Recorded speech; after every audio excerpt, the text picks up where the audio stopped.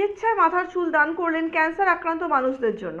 পূর্ণিমা শাহ তিনি সিস্টারের কাজে কর্মরত। তার বাড়ি আলিপুরদুয়ারের বারোভিসা এলাকায়। পূর্ণিমা দেবীর ইচ্ছে ক্যান্সার আক্রান্ত ব্যক্তিদের পাশে তিনি দাঁড়াবেন, কিন্তু কিভাবে দাঁড়াবেন তা নিয়ে তার চিন্তা হচ্ছিল।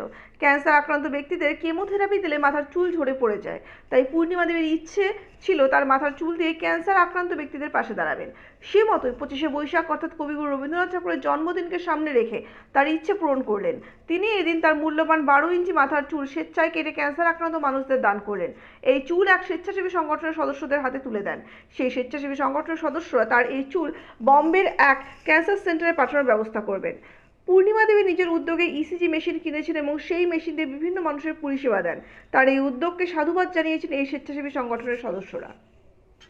আজ 25শে বৈশাখ কবিগুরু রবীন্দ্রনাথ ঠাকুরের জন্মজয়ন্তী উপলক্ষে 163তম জন্মজয়ন্তী উপলক্ষে আমার এই মহামূল্যবান 12 ইঞ্চি চুল আমি ক্যান্সার আক্রান্ত রোগীদের জন্য আস্থা ফাউন্ডেশনের হাতে তুলে দিলাম। অনেক দিনের ইচ্ছে ছিল, তো আজ আমার সেই ইচ্ছে পূরণ হলো।